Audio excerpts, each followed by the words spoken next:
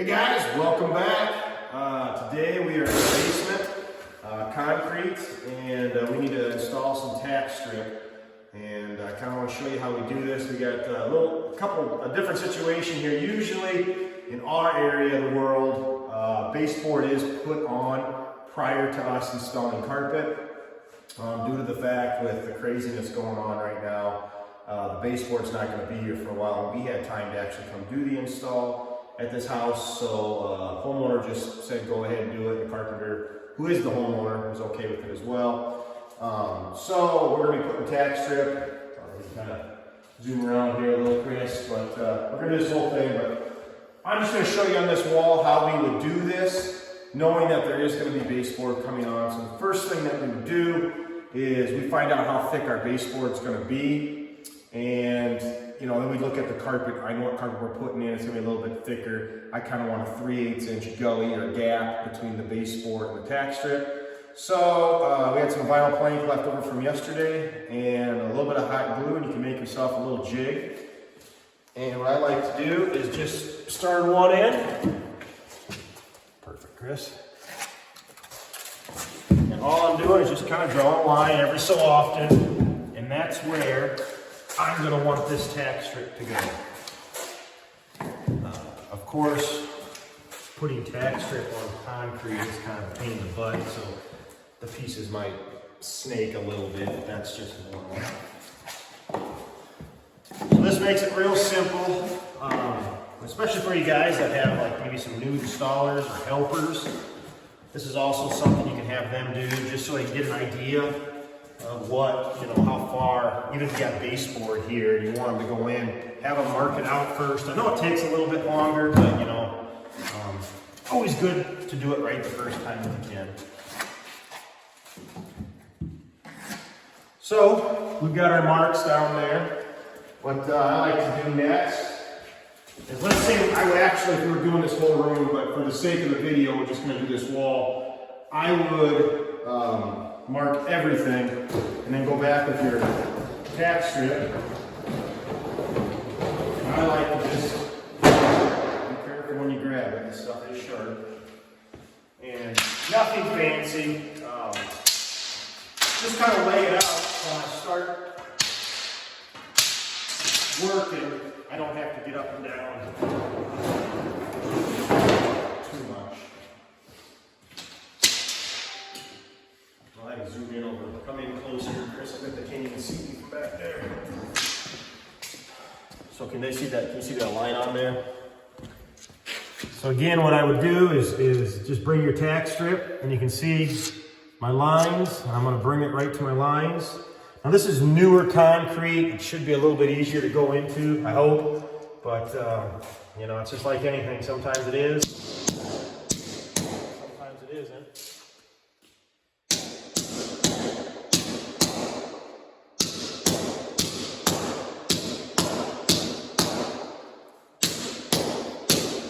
So a good rule of thumb that I like to use is 2 smacks. If you can't get it in 2, that third one's going to bust it out, but everybody's going to be different.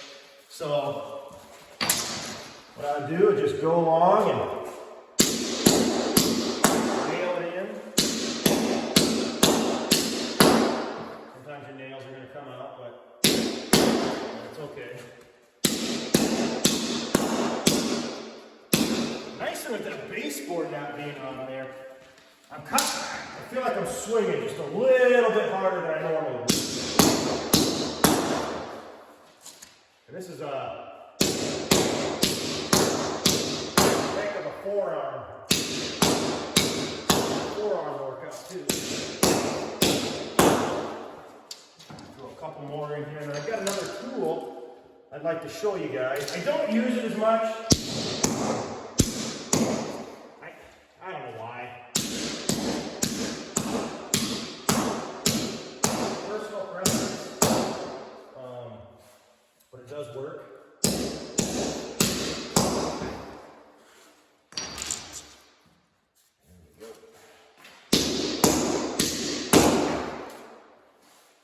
This was nice about those lines.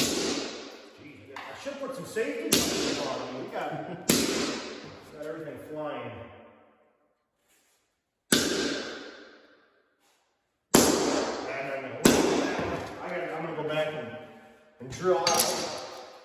pin them in with the drill.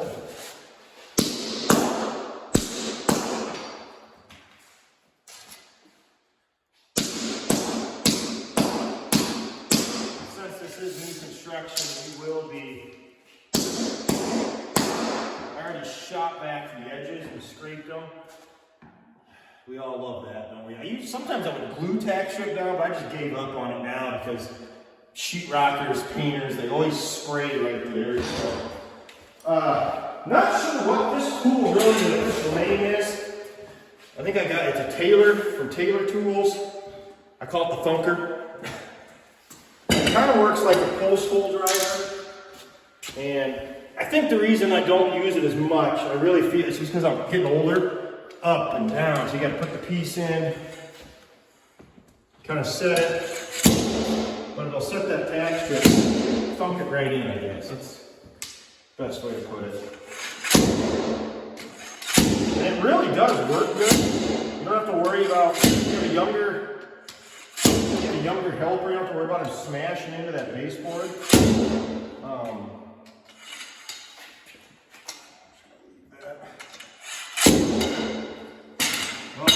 Of course, should have known better.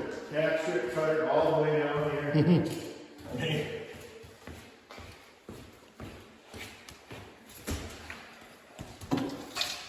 So now we'll cut this piece. Again, I'll put this one in and get up the thunker, but I use 1.25" tack strip. Tri-tack is what it's called. Very rarely do I use 1" tack strip anymore. Rooms are big. I like the way my carpet sticks to this stuff. And I've also noticed on concrete, this stuff, this tack strip seems to just be a little straighter. Some of that 1" can get a little snaky on you. And it's kind of like trying to work with a bent 2x4. It's just miserable.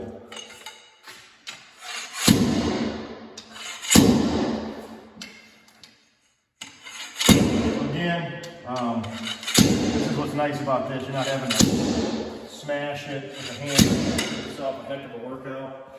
So after I install, get my tack strip down, I prefer to go back and drill it all out and then pin everything in with some aluminum drives, 7/8 aluminum drives. You know, I see a lot of videos out there, guys will just put the tack strip in like this and it works for them. It doesn't work for me. There's nothing more frustrating than when I get to the point where I need to start stretching carpet in and it all starts popping up on the concrete. So I figured, to heck with it, we're going to take a little extra time, just drill it all out. 99.97% of the time I've got earplugs, but ran out. The ones I did have are at my house, and I am not running back just for this. So I would recommend, strongly recommend, and encourage you, anytime you're doing this, to wear earplugs, because this is going to be a little loud. And actually, by loud, I mean just a really annoying sound. Almost like nails on a chalkboard. Yeah, it's just horrible.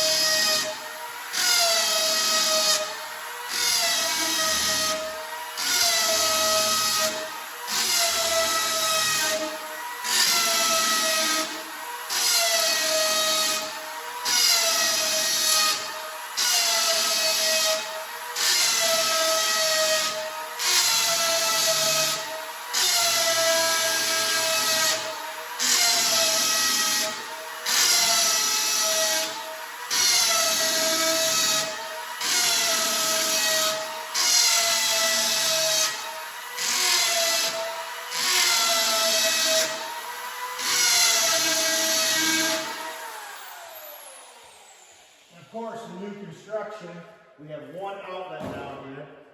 And the longest cord I got, it's got to be a 100-footer that weighs 400 pounds, so it's kind of a pain in the butt to drag around, but we're just about done here.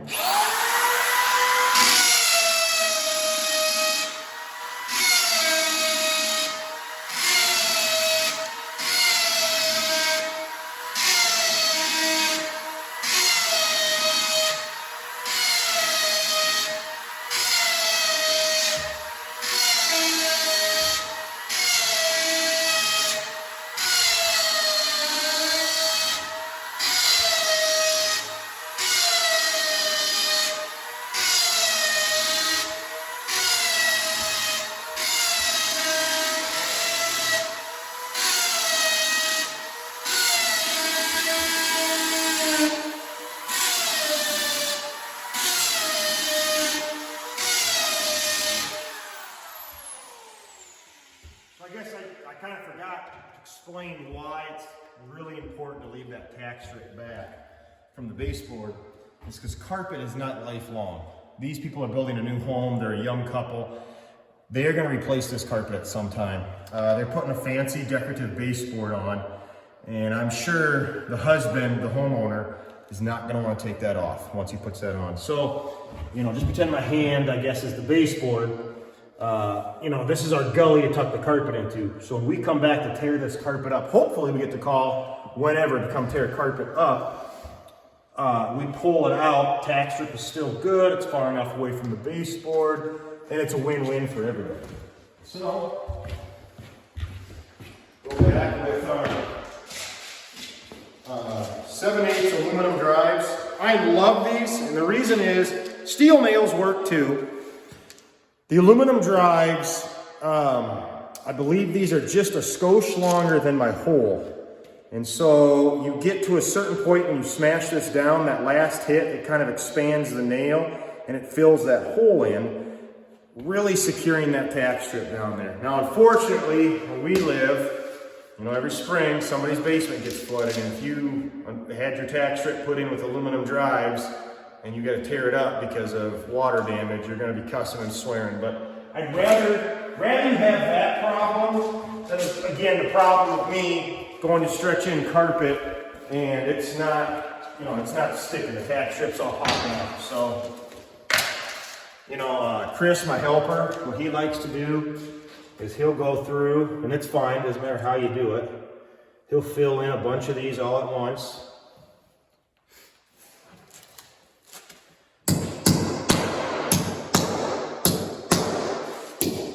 And just smash them in.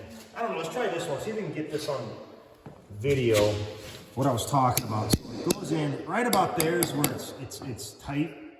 And that last hit, it just kind of blows it up and expands it. I got a tape on me, but I like to be about 8 to 10 inches. What would be 9 inches there, 9.5, 10.25. I mean, you get the idea. When you are nailing tack strip, though, you want to have a nail within 2 inches of the end of the tack strip. Me, I just like to grab the nails, maybe put a couple out, and I just kind of go. Like the other videos I've made, this is all personal preference. There's really no wrong way to nail a nail, I guess. Can't think of any reason where you have an issue where you're putting in the nails and you're doing it wrong, I guess. But upside down, I guess upside down would be wrong. Yeah. So again, you just nail them in. Typically, an installation like this is going to cost more than an installation over top of a wood subfloor. And for me especially, just because the amount of extra time it takes to install the tack strip. Again, when it comes to the point of I want to start power stretching, I mean, I don't want my tack strip popping up because there is just really nothing more frustrating. We actually, it's kind of a, what do you call it? Bad omen, not a bad omen, but a bad luck if you take your hammer drill out before you're done with the installation. If you load your hammer drill up before you're done with the carpet install, you will have tack strip pop up. I don't know, you know, I never really kept track of that, how often that's happened to us. But I think if it happens once, it's just boom, it's automatic, you know. So even though we're going to be done putting tack strip in probably close to the end of this morning, we're not going to be back till next week to install the rest of the carpet or finish up the carpet. The hammer drill will stay in here the whole time, even over the weekend. I'm just that superstitious. Well, and that was a hole where the nail fell out, and I could tell right away when I went to hit it in. Didn't want to go. But again, I do make a steel nail, a 3/4 inch, I think it is, a 3/4 inch steel nail. And I have used them. This is just what I prefer to do. I think it's too, because they give you this nice little, just what is it, a 5-pound or 1-pound container that fits in the hammer drill box. Then when you're done with it, you can just use it as a knife. Knife blade. I mean, yeah. If you're like the other guy that helps, Big Ronnie, he's got a trailer just full of containers. I don't know what. He could start selling these things. I don't know. I don't know if there's any value into them after the fact, but what I usually do, you'll find these nails. They do come out of there. You know, a lot of times, truthfully, what I do is just throw them out there because I know we're gonna vacuum the floor, we're gonna clean it before we do anything. Again, this is new construction. I think as a carpet installer, not only the carpet installer or the floor covering installer, hardwood, ceramic, don't matter what you do, you are also the part-time cleaner. I mean, I don't know if that's true, you know, like the video, guys, make a comment, but I think that's true. I think when we show up, we're gonna lay our floor, but first what we're gonna do is clean up everybody else's mess. So a couple more nails here, and we'll have this wall done. And again, we got quite a bit to do down here. It's a big project in this basement, so the plan is upstairs and downstairs. We're obviously going to get tack strip down, prep everything, get everything in here today, and hopefully get some seams done. So anyways, thanks again for watching, guys, and stay tuned for the next video.